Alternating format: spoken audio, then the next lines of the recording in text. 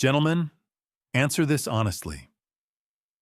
Why do you dress like a CEO for strangers in the city, but dress like a homeless person for the people you love most inside your own home? You are living a double life. We spend a fortune on suits and coats to project power to the world, yet the moment we lock our front door, we collapse into mediocrity. We put on the stained t-shirt, the sagging sweatpants, the gym bag residue. You tell yourself it is for comfort. But look in the mirror. Do you feel powerful? Do you feel desirable? No. You feel lazy. Your home is not a waiting room for death. It is your castle. It is your sanctuary. And a king does not walk his halls in rags. True elegance is not a performance for an audience. It is the respect you show to the man in the mirror when the world is not watching. Today, we upgrade your downtime.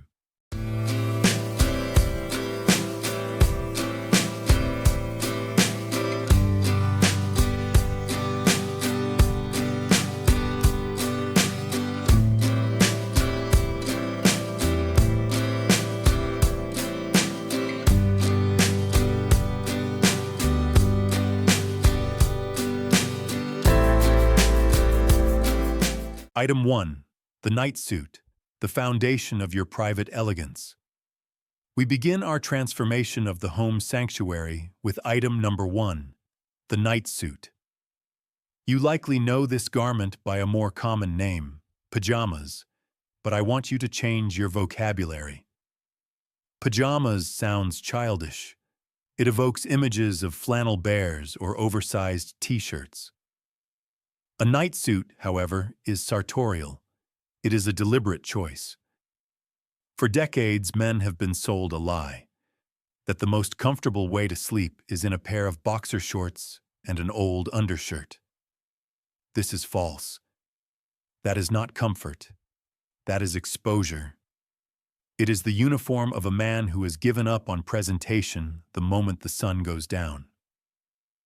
When you wear underwear around the house, you are essentially naked. There is no mystery, there is no structure, and frankly, there is no style. The night suit is the solution. It brings the architectural elegance of your daytime wardrobe into the bedroom. We are looking for a classic two-piece button-down set. The jacket should feature a camp collar, a flat, open collar, which frames the neck comfortably without constriction. The trousers should be loose but straight, secured with a drawstring, not a tight, digging elastic band. The defining detail here is the piping. This is the contrast trim that runs along the collar, the placket, and the cuffs. Usually white or cream against a dark background, this line is critical. It provides visual definition. It separates the garment from the skin. It adds a level of finish that says, "This was tailored." Regarding material, you have two distinct paths, both rooted in quiet luxury. The first is crisp cotton poplin. This is the same weave used in high-end dress shirts. It is cool to the touch, breathable, and holds its shape. It doesn't cling to the body, it drapes. When you move in bed, the fabric glides. It has a satisfying, crisp rustle sound that signals cleanliness. The second path is silk. Real silk, not synthetic satin. Silk is a natural temperature regulator. It keeps you cool in summer and warm in winter. It is the ultimate indulgence for the skin. However, be warned, silk requires care. It is for the man who is willing to invest time in maintenance. For most, high-quality cotton poplin is the workhorse of the night suit. Color choice is paramount. Avoid novelty prints. No cartoons, no logos. You want solid, masculine blocks of color. Deep navy blue with white piping is the gold standard. It looks good on every man and hides creases well. Charcoal gray, burgundy, or a classic light blue stripe are also excellent. These colors command respect. The psychological impact of the nightsuit cannot be overstated. When you take off your work clothes, shower, and change into a crisp set of pajamas, you are performing a ritual.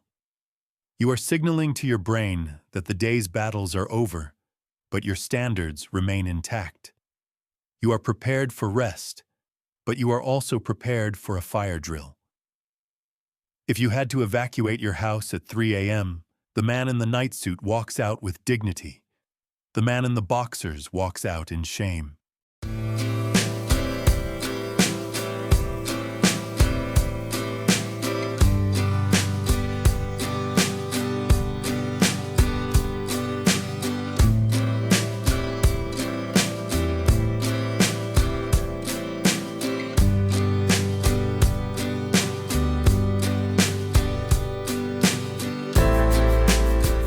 Item 2.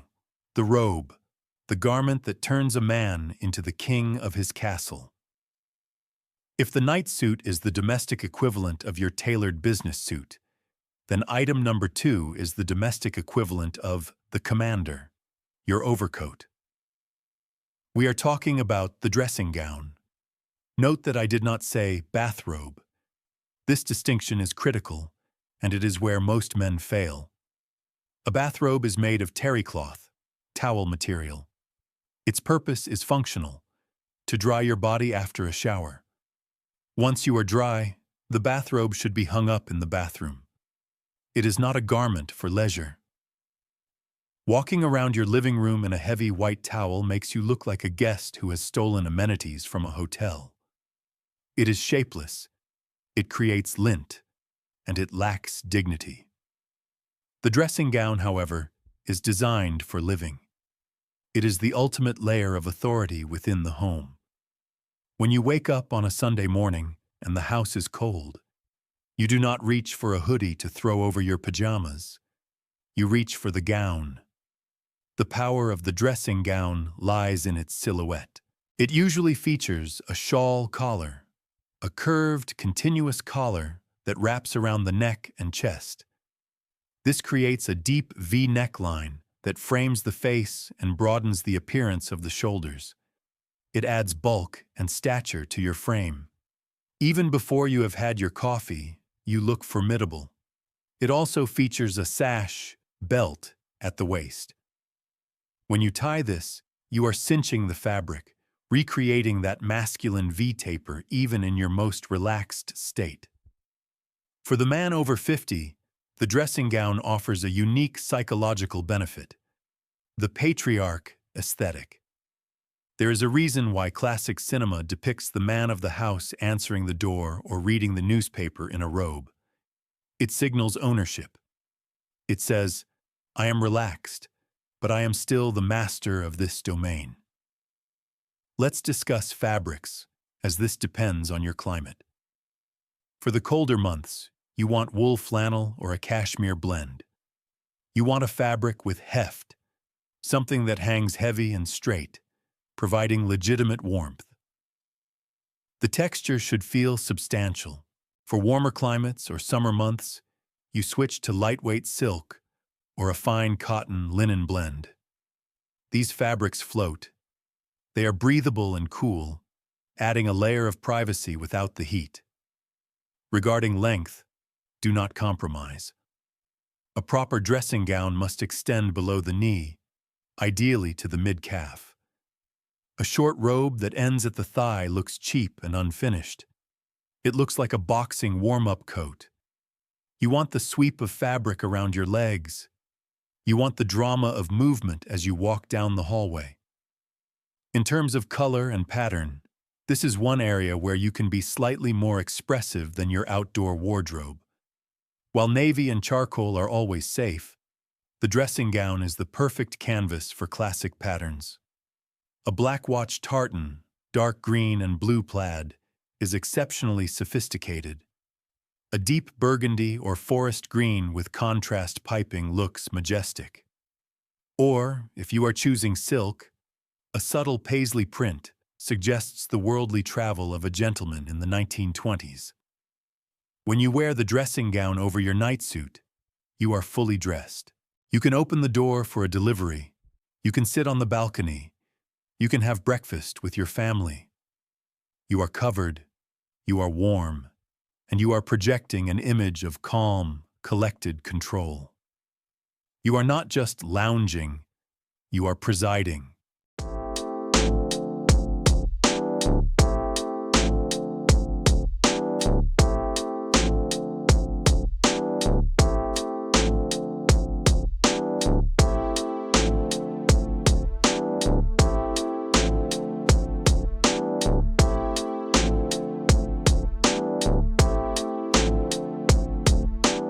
Item 3. The slipper, the final touch that separates a gentleman from a teenager. We have the night suit for structure and the dressing gown for authority. Now, we must address the foundation, the slipper, or more accurately, the house shoe. This is where the illusion of elegance usually shatters. You see a man in a nice robe, sitting in a beautiful chair, but look down at his feet. What do you see? Often, it is a pair of old, gray athletic socks, possibly with a thinning heel.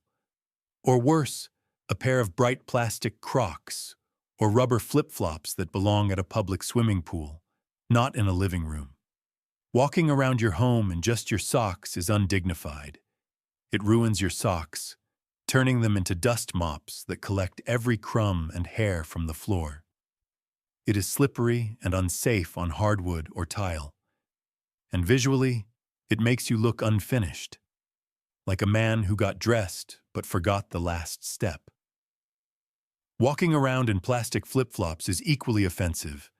The slap, slap, slap sound they make is the soundtrack of laziness. Item number 3 is the antidote.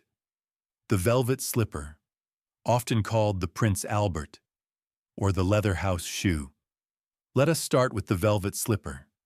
This is the pinnacle of old money home style. Historically worn by Victorian nobility to host guests at home, these are slip-on shoes made of plush velvet, usually with a quilted lining and a hard leather sole. They are silent but substantial. When you wear them, you do not slide. You walk. They force you to maintain your posture. You can choose them in plain black or navy, but this is the one place in your wardrobe where embroidery is encouraged.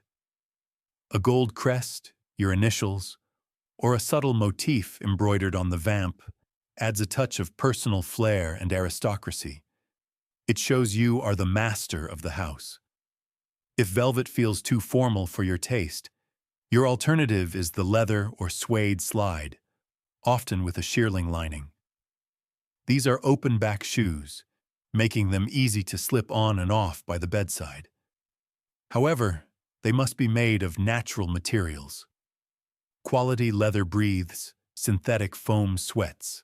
A suede slipper lined with natural sheepskin regulates temperature, keeping your feet warm in winter without overheating. The function of the house shoe goes beyond aesthetics. It is a hygiene barrier. It separates you from the cold, hard floor. It keeps your feet clean and protected. There is a psychological shift that happens when you step out of your bed and directly into a pair of quality slippers. You are physically elevating yourself. You are telling yourself that you deserve comfort, but not at the expense of class. Color-wise, keep it dark and rich to hide stains and match your robe. Burgundy, forest green, chocolate brown, or midnight blue. Complete the trilogy. The night suit, the robe, and the slipper. When you have all three, you are no longer just hanging out at home. You are holding court in your sanctuary. You have turned the mundane act of sitting on your sofa into an act of refined living.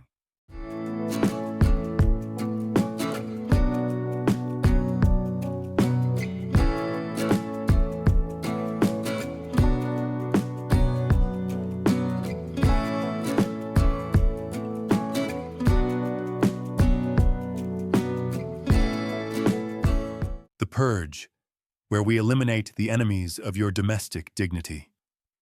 We have established the Holy Trinity of domestic elegance, the night suit, the robe, and the slipper. But you cannot build a palace on a garbage dump. Before you can truly inhabit your sanctuary, you must perform a ruthless exorcism. You must open your drawer of home clothes and destroy the items that are actively lowering your vibration and your self-worth. These items are not comfortable. They are depressing. They are the comfort traps. The first trap is the most pervasive, the free event t-shirt. You know exactly what I am talking about. The bright neon shirt you got from a corporate team-building exercise 5 years ago. The shirt from a charity 5K run. The shirt with a giant logo of a software company that no longer exists. Gentlemen, you are a man of substance, not a walking billboard for a defunct startup. These shirts are usually made of the cheapest, scratchiest cotton imaginable. The necklines are stretched out. The logos are peeling. Wearing this signals that you place zero value on your appearance when no one is watching. But you are watching. Use them to wax your car. Use them to clean the windows. But do not let them touch your skin when you are resting. The second trap is the saggy gray sweatpant. This is the uniform of defeat. I am not talking about high-quality, tailored cashmere joggers. I am talking about the cheap, heather gray cotton pants that have lost all elastic integrity. Look at the knees. Do they bulge out like bags even when you are standing straight? That is the elephant knee effect. Look at the seat. Does it droop aggressively? This creates the toddler diaper silhouette. It destroys your anatomy. It makes a grown man look like an overgrown child who has given up on life. If the waistband relies on a frayed string to stay up, it belongs in the trash. The third trap is the synthetic athletic short, mesh basketball shorts, or polyester soccer shorts.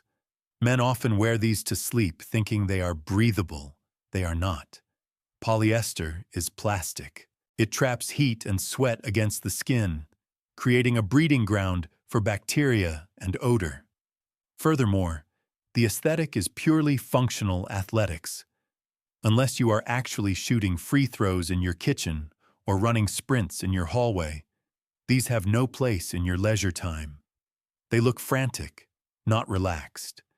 They belong in your gym bag, and they should stay there until you are actually at the gym. Here is the doorbell test to determine if an item survives the purge. Imagine it is Sunday morning. You are relaxing. Suddenly the doorbell rings. It is a delivery driver, or perhaps a neighbor returning something. Do you hesitate? Do you feel a spike of shame? Do you have to hide behind the door or frantically look for something to cover yourself? If the answer is yes, that garment is an enemy. When you wear the night suit and the robe, you can answer the door with the confidence of a lord of the manor. When you wear the free t-shirt and the saggy sweatpants, you cower like a fugitive. Take a black trash bag. Fill it with the neon, the plastic, and the saggy. Tie the knot. Feel the weight lift off your shoulders. You are clearing space for the king to enter.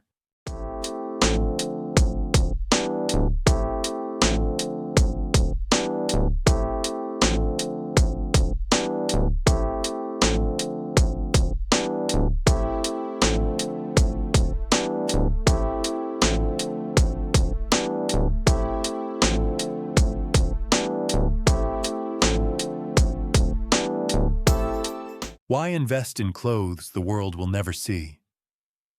Because you see them. The way you dress dictates the way you feel. When you wrap yourself in crisp poplin or fine silk instead of old gym rags, you send a powerful signal to your subconscious. I am a man of value, even in private. This is the ultimate form of self-respect. It changes how you sit, how you rest, and how you speak to your family. Stop waiting for an audience to be your best self. Your home is your castle. It is time to dress for the throne.